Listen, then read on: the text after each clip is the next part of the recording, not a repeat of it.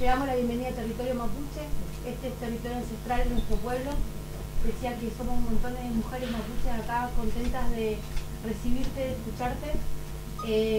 Este es nuestro idioma, el mapuzungún, que ojalá que tu conversación salga muy bien, que tengas un buen camino y que todo lo que hagas acá en el territorio mapuche salga muy bien.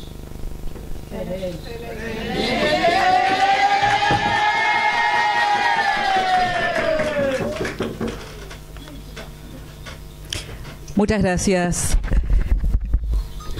Creo que hay o han repartido parte de la biografía y del trabajo de Amaranta. Si no lo tienen, después nos piden porque es amplio.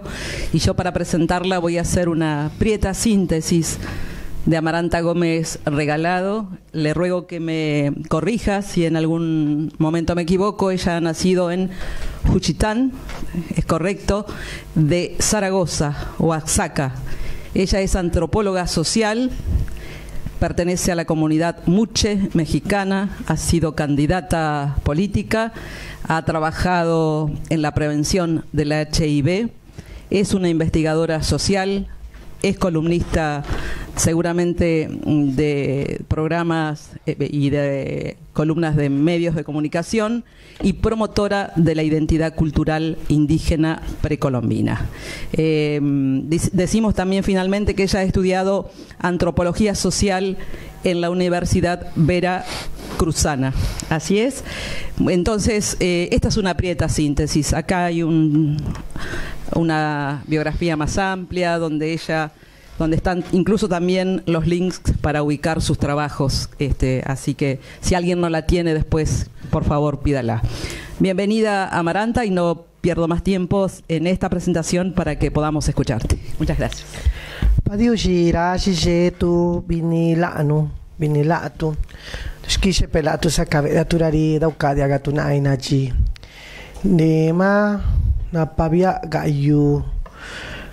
Viaje genda skijitu. Nedero primer viaje genda era un viaje cheri skichika mapuche na cabe. Maca vaya a Chile, la que vine via vinilato, pero de este lado de cordillera cala, ya nada más venda cheri de cordillera cala se da un viaje lato, de skiche pelato. Buenas tardes, muchísimas gracias por el recibimiento. Estoy muy contenta de estar aquí por quinta vez. Vengo a Argentina y es la primera vez que vengo al sur y es la primera vez que vengo a terreno mapuche. Había estado en terreno mapuche del otro lado de la cordillera con los hermanos chilenos, en Castro, en Chiloé y en Lautaro. También organizando algunos foros, sobre todo con el tema del VIH, y ahora me toca estar de este lado, lo cual hace ratos nos preguntábamos qué significaba el aire, y según le decía que significaba esto que va limpiando algo que está ahí y que hay que sanar, y me gusta mucho llegar a Bariloche con el aire y el fresco tan rico. Me habían asustado que estaba muy frío, pero en realidad está muy rico. Bueno, quiero primeramente en representación del pueblo mapuche, por supuesto, a saludar a Doris Camuñil, que presidió la mesa hace un momento, presidenta de la CODESI. Muchísimas gracias por recibirnos en su territorio. a sus integrantes que están aquí, a todas las mujeres que realmente yo vengo de una cultura zapoteca donde las mujeres tienen una fuerte presencia, por lo tanto eso me hace sentir como en casa y estar protegida por las propias mujeres. Un saludo también para la coordinación del Parlamento de los pueblos mapuches. Agradecer enormemente al doctor Luis Francisco Lozano por su hospitalidad, por todo todas las atenciones que ha tenido hasta ahora y bueno, la posibilidad de que podamos estar aquí. Adriana Zarategui, es Adriana, ¿verdad?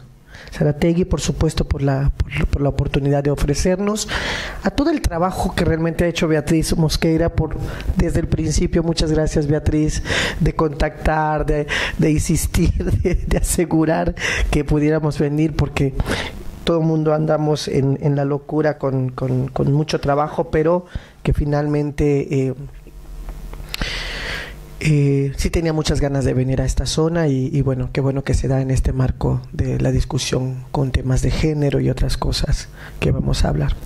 En realidad, como decía al principio, me da mucho gusto venir, pero no quiero venir a enseñar porque no soy ninguna maestra, soy antropóloga, pero tampoco quiero venir a aprender, y solamente quiero compartir algunas cosas, algunas preocupaciones, algunas cosas que me parecen que como pueblos indígenas debemos de abordar. A veces pueden ser temas que no se han abordado o algunos que están a medio abordar y como que no sabemos todavía cómo entrarle. A veces podemos encontrar temas que parecen delicados, situaciones que nos pueden incomodar en un momento dado, en una época global en la que vivimos, y no sabemos cómo por dónde entrarle y cómo poder hacerle para poder hacer esa interculturalidad que necesitamos para que ni nos avasallen desde afuera pero tampoco impongamos también muchas veces nuestras posiciones, cuando en realidad pueden ser negociadas desde otro espacio. Entonces no es una cátedra, es un compartir de algunas reflexiones que he estado haciendo en los últimos años. En realidad voy a hablar sobre algunos datos que actualmente nos permite una encuesta nacional que hicimos, que fue en el 2011, que ya vamos a hacer la segunda encuesta del estado del arte, de cómo está la discriminación en México, por lo menos para saber cómo está este imaginario cultural mexicano con respecto a muchas poblaciones, no solamente a las comunidades indígenas, y vamos a hacer una revisión ahí de cuáles son los datos. No ha cambiado mucho en realidad, y háganse un comparativo, piénsenlo y tráiganlo a Argentina y pregúntese cómo está esa población en tanto que número de cómo la gente piensa sobre el tema de la discriminación. También voy a discutir a través de algunas experiencias sobre qué es esto de lo legítimo y ilegítimo cuando hablamos de pueblos indígenas. ¿Quién se siente en el centro? ¿Quién se siente en la periferia? ¿Cuáles son esos privilegios y las zonas de confort que nadie quiere salirse o soltar esa silla en donde ya se supo que ahí hay un espacio que se llama poder, y cuando ese poder se ve amenazado es complicado ceder o renunciar a eso? Pero sobre todo mi invitación y mi reflexión, y es lo que he hecho en los últimos 5 o 6 años, es reflexionar sobre qué pasa dentro de nuestras comunidades indígenas, pero también qué pasa allá afuera, y cuando esa dicotomía entre adentro y fuera cuando se encuentran, suceden cosas que a veces nos interpelan y a veces no sabemos también cómo responder, o respondemos de otras maneras que a veces incomoda a la hegemonía. Y sobre todo hacer una propuesta de cómo hacer estos cambios de chip cultural, no solamente proveniente de la herencia colonizadora, sino también nuevos patrones culturales que nosotros hemos aprendido al interior de nuestros pueblos indígenas y que no están ayudando sobre todo a la toma de decisiones de las mujeres. Mucho de eso sucede, hay situaciones que oprimen a las mujeres dentro de nuestras comunidades indígenas, y tenemos que dar un debate al interior de nuestros pueblos indígenas de qué sí y qué no, cómo se dan estos pasos o estos cambios culturales. Y bueno, eso y lo que podemos ir haciendo. Bueno, comenzaré hablando sobre... Perdón, es que soy mala para la tecnología, entonces... Aquí está. ¿Cuál es el estado de la cuestión? ¿Dónde estamos parados en México? En términos económicos, 6 de cada 10 personas en nuestro país considera que la riqueza, la acumulación en manos de una parte de la sociedad, es un factor que más divide a la sociedad, seguido de los partidos políticos y la educación. Se ha hecho una pregunta interesante y que es ¿dónde se colocan algunas poblaciones o cómo colocamos la sociedad a algunas poblaciones? ¿Estaría dispuesto o no estaría dispuesto a permitir que en su casa vivieran personas? De este lado podemos tener las diferentes poblaciones y 4 de cada 10 mexicanos no estaría dispuesto a permitir que una persona homosexual viviera en su casa, por ejemplo. 3 de cada 10 afirman lo mismo en el caso de personas que viven con VIH. El nivel de estigma y discriminación es elevado, por lo que podemos ver. Siguiente.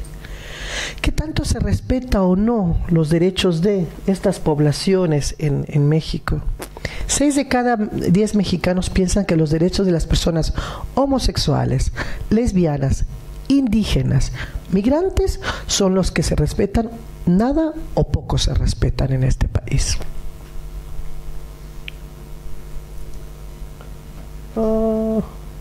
Esa era, ¿verdad? Ok. En el caso de los jóvenes, poco más de 3 de cada 10 personas consideran que la preparación insuficiente, la apariencia, esto que hablaba Litardo hace un momento, como que a partir de lo que ahora a como te veo te juzgo, ¿no? Hay un prejuicio ahí que opera y entonces los chavos ahora mismo vinculado incluso al tema de la situación de la violencia en México, ahora es joven sinónimo a delincuente casi. Y es lamentable porque entonces excluyes completamente la oportunidad, te pierdes. Incluso hay un estudio que se está haciendo sobre medir cuánto afecta esta exclusión social al Producto Interno Bruto del país o de una ciudad. Excluir a un chico o a una chica tan joven, te estás perdiendo su calidad intelectual, su tiempo, su esfuerzo, ¿no? Entonces, también tiene un costo muy elevado para la sociedad misma y para el sistema económico si se quisiera ver desde ese punto de vista. El tema religioso también nos trae todo un sistema en tanto que hay una hegemonía que se siente la única, ¿no? La Iglesia Católica frente a religiones. Yo lo vivo de manera sistemática con mi madre y mis hermanas que decidieron dejar el catolicismo y cambiar al evangelismo. Y la lucha que enfrentan no solamente es en la comunidad, sino cuando van a otras comunidades es un estigma y discriminación porque los otros o las otras se sienten por parte de esta hegemonía, porque ellos se sienten en el centro y colocan a las y los demás en esta periferia de la que ya les mencionaba. Mucho de esto ha ocurrido en comunidades indígenas, se recordarán en la época del zapatismo, la matanza de Acteal, justamente tenía que ver con eso, o era uno de los argumentos que se utilizaron, y sí, justamente la iglesia evangélica también promovió mucho de esta cuestión separatista y llegaron a una situación difícil y de asesinatos muy complejo que hasta ahora sigue abierto ese episodio mexicano. Entonces se sufre el rechazo, la falta de aceptación, la burla y la exclusión. Incluso hay algunos memes en Facebook que me parecen dramáticos cuando dice: no tengo nada que hacer. ¿Dónde están los, cómo se llama? Los evangélicos que me distraigan? Entonces, empezamos, o sea, ¿cómo pensamos? No solamente en México, pensamos en América Latina. Pregúntense qué pasa con las religiones en estos países. El tema de las mujeres. Hasta hoy en día, 3 de cada 10 mujeres pide permiso o avisa al marido para decidir por quién votar todavía. ¿Ya? 4 de cada 10 pide permiso a su marido para usar un método anticonceptivo, porque está esta idea de que, bueno, pues hay que parir lo que Dios te mande, pues, ¿no? Como consigna, como mandato de género, de que eso es lo que toca. Y eso está muy radicado también dentro de nuestras culturas indígenas, no podemos negarlo, porque se enmarca en algo que llamamos usos y costumbres. Y a veces deberíamos de llamar muchas de estas prácticas abusos y costumbres. En el caso de los niños, es una población súper vulnerable, hay poca posibilidad de que puedan empoderarse. Ahora que hablaba Litardo sobre la infancia trans y las personas de la tercera edad, recordaba algunos proyectos que han presentado para nosotros en el Fondo Internacional Trans, en donde han pedido fondos los padres. Y el fondo se preocupó, porque entonces cómo asegurar que efectivamente, pero pues tienes una necesidad de niños y niñas trans que necesitan ser tratados, por un lado. Y en México, estos son datos generales, no datos de personas trans, pero pensaba que más complicado son para los niños y niñas trans, cuando en nuestro país, nuestros países no son como Australia, por ejemplo, que tiene leyes que permiten a más temprana edad decidir, y aquí hay que esperar hasta los 17 o 18 años para poder. Entonces es una población súper vulnerable, a veces no hacemos mucho caso, nuestros países firman muchos tratados, pero en verdad a la hora de la aplicabilidad y la operatividad de esos tratados se pierde el asunto. Ahora, en época tan globalizada, pero también de movilidad poblacional, anteriormente los negros, los morochos, los indios éramos los que migrábamos. Ahora los blancos migran también. Vean la situación crítica de Europa, por ejemplo. Y ahora cada vez más una ola de ciudadanos haitianos que están llegando a América, bueno, por lo menos a Chile en la última visita que hice, México en la frontera por Hermosillo, Sonora, Chihuahua, toda esta parte, y eso nos está implicando una situación muy crítica. Pero miren lo que dice, 6 de cada 10 migrantes considera que se respeta poco o nada sus derechos.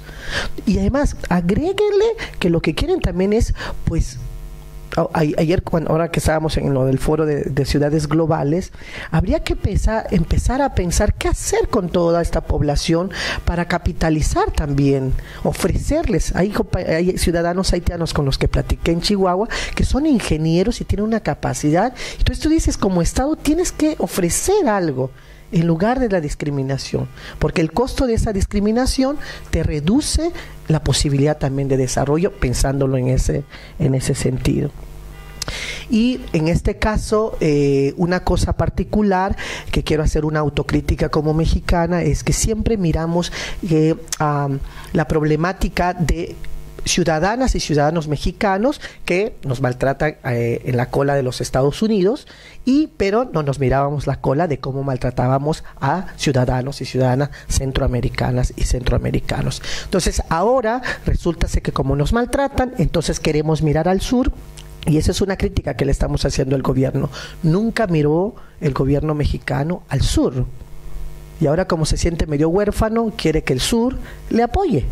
Tan es así que la próxima reunión de la Asamblea de OEA va a ser en junio en México, y según para ellos sería su oportunidad. Pero en realidad se ha quedado solo, y es una pena realmente que tengamos una política tan entreguista, pues, ¿no? Y no tengamos esta solidaridad latinoamericana, que en realidad no es con la ciudadanía mexicana, esa no solidaridad, ¿no? Es con la política que hace el Estado mexicano. Por primera vez en la historia de México, una de las poblaciones que me parecen más vulnerables en la escala de las mujeres, el trabajo doméstico, ¿no? Nunca se había considerado que señoras y chicas trans, por cierto, en México empieza a aparecer. Ahora conocí en Nicaragua un sindicato de chicas trans, de trabajadoras domésticas, organizadas y sindicalizadas, lo cual me dio mucho gusto. Pero es la primera vez que en una encuesta nacional empezamos a pensar de cómo tratamos a las personas que nos ayudan a resolver grandes situaciones en nuestra casa. Y hablo desde gente que estamos en la academia y el activismo, que alguien tiene que hacer lo que dejamos de hacer nosotras, ¿no? Y eso es una mirada que tenemos que reflexionar. Hay un episodio en Cancún, no sé, creo que sí fue en Cancún, de una señora que le dice a la trabajadora doméstica, le dice, oiga, bueno, hizo chiles rellenos, y le dice, pues llévese sus chiles, tome chiles rellenos. Y tómelo implica, pues tómalo y lo voy a comer o me lo llevo. En una lógica de mañana regreso y le traigo su tupper. Entonces ella le habló a su hijo y dijo, bueno, pues te llevo los chiles rellenos. Había una cámara en donde estaban observando a la señora, en donde mete ella en el tupper los chiles rellenos, y cuando intenta salir, la apañan, la detienen, acusándola de robo. Y le dice, oiga señora, pero en realidad usted me lo dio. Dice, sí, te lo di, pero para que te lo comieras aquí. Y le dice, no, pero mire, quiero compartirlo con mi hijo, No, eso es un robo. Y te estás llevando mi tupper. Y le dice, pero en otras ocasiones me ha llevado su tupper y usted me ha dado su tupper. O sea, había una intención muy fuerte de poder maltratar. Bueno, ellos, afortunadamente, les salió el tiro por la culata a quienes subieron ese video, que eran los dueños, la señora y el señor, y bueno, les ha ido también como en feria. Entonces, el maltrato, la humillación, los abusos, la discriminación en esta población, sobre todo en términos de acceso a servicios, acceso a derechos, no tienen vacaciones. Su salario es muy, muy precario, trabajan horas extras. Nadie les da seguridad social en el caso de resbalar y darse un golpe en la cabeza. Es una población sumamente vulnerable que necesitamos pensar. Pensemos lo que pasa en Argentina, pensemos lo que pasa en otras partes del mundo. Esto que ya nos habló justamente Litardo, diversidad sexual, aunque se fue más con el tema de identidad, pues bueno, esta población sigue teniendo 1 de cada 2 personas, lesbianas, homosexuales o bisexuales, considera que el principal problema que enfrenta es la discriminación, la falta de aceptación, críticas y burlas. Y el primer orden es la familia. Y afortunadamente, ahora para la nueva encuesta que vamos a hacer, hemos incorporado identidades de género preexistentes a esto, como a la cual pertenezco, como la comunidad Mushe. Y está el tema, nuestro tema, uno de nuestros temas, pues, ¿no? Indígenas. El principal problema que se percibe en las minorías étnicas es la discriminación, seguido de la pobreza y el desempleo. El desempleo en tanto que estás en otro contexto, en situación de migración también.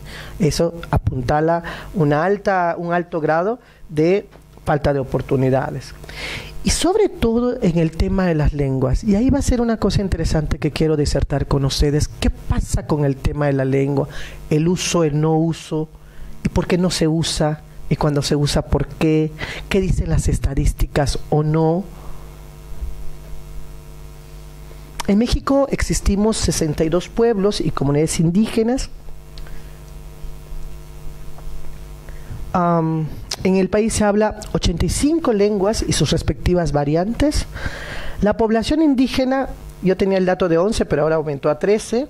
Y según otros datos de investigación, somos 16 millones de indígenas, y la pregunta sería, ¿qué pasa ahí en ese subregistro? Pasa que el indicador único que el INEGI, que es el Sistema de Registro Nacional, considera un indígena o una indígena la persona que habla una lengua. Entonces hay una brecha ahí de gente que nunca habló o que desciende de comunidades indígenas, de familias indígenas, pero que no logra hablar una lengua. O gente que emigró a Estados Unidos, que nacieron allá, pero que se reivindica cada que es la fiesta del pueblo, regresan y reivindican aunque no hablen reivindican su cultura, aunque no hablen la lengua. Estos son los estados donde se concentra mayormente, es en Oaxaca, Guerrero, Chiapas, y más allá, más para el centro estaría Michoacán, y los mayas en Yucatán, y son los que tienen mayor índices de pobreza, por supuesto, y uno de ellos es Oaxaca, en el estado de la cual yo vengo, donde somos 15 grupos étnicos, y esta es a la que yo pertenezco. entender los procesos que están detrás de la discriminación, la pobreza, el desempleo, el estigma por hablar una lengua originaria. Bueno, hay que irnos a lo que pasó con la colonia. O sea, no hay otra explicación. Ha habido un devenir, hay un proceso que ha existido donde pareciera ser que, bueno, no fue una conquista, en realidad fue violento este encuentro en todo caso. Y sin embargo encontraron pueblos y civilizaciones distintas a las de ellos, encontraron lenguas distintas para referirse a la diversidad de personas, religiones e instituciones distintas, ¿no? Hoy que llegaba veía algunos tótems que estaban en la entrada, en el camino, y eso para mí es muy significativo porque hace una conexión de 500 años a la fecha. Lo mismo que en mi cultura, hubo un sincretismo cultural entre las prácticas festivas dedicadas a los tótem, y cuando el cristianismo llega le incorporamos la cruz nada más, pero seguimos llamando las festividades a nombre del tótem. Y esto que vi hoy hace una conexión exactamente 500 años después. Y esa es una forma de resistencia sutil, inteligente, que se ha hecho. Y bueno, y aquí estamos sentadas y sentados.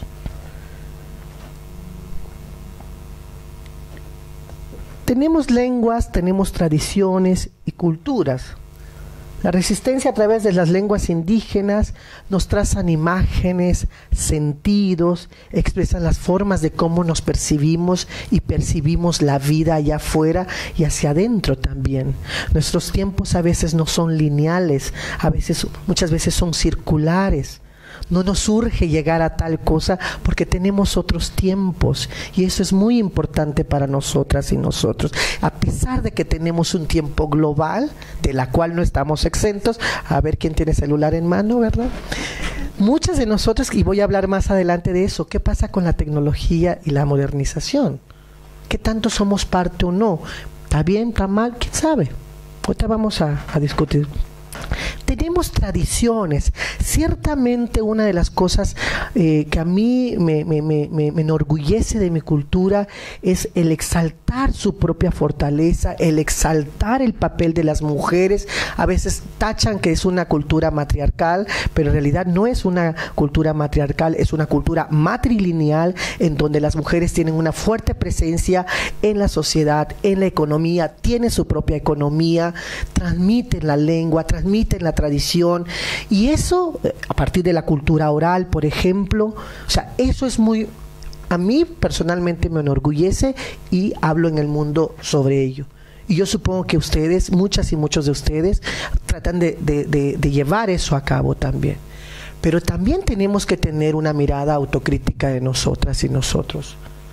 Hay tradiciones las que no miran con igual al otro o a la otra, sobre todo a las mujeres. Hay comunidades indígenas en Chiapas, en México, que aún por 8 litros de aguardiente o un saco de maíz cambian a una niña de 9 o 14 años. Y es un acuerdo entre los hombres. Entonces, para mí eso es una tradición que yo necesito cambiar, porque me parece que es violenta. Entonces necesitamos tener esas reflexiones y no tener miedo de decir, oigan, eso para mí no es tradición. Eso es violencia hacia un sector que necesito mirar de igual a igual. Cuando hablamos de culturas diversas, la diversidad tenemos que verla con ese valor importante. Y no esa negación del otro, de que uno es más fuerte que el otro o el otro más. O sea, tenemos esas luchas también internas, pero yo diría, veamos la riqueza que el otro me puede ofrecer y qué tanto yo le puedo ofrecer al otro o a la otra. Y otra de las cosas que me parecen importantes que deberíamos de pensar, ¿qué pasa con la diversidad sexual al interior de nuestros pueblos indígenas? No es un tema que se aborde. Generalmente cuando yo voy a muchas comunidades termino preguntando, y saben que yo soy parte de estas identidades. Primeramente hay una negación, eso aquí no existe. Bueno, caminas 3 calles más y entonces ya empiezas a conocer a fulanito de tal, a fulanita de tal, y empiezas a conocer su función, dónde lo coloca la sociedad, por qué los silencios, el por qué no se habla de ese tema, cuáles son los miedos de mujeres y de hombres, cuáles son las luchas internas y las tensiones que genera la corporalidad y las prácticas homoeróticas, por ejemplo. Y deberíamos de abordar eso.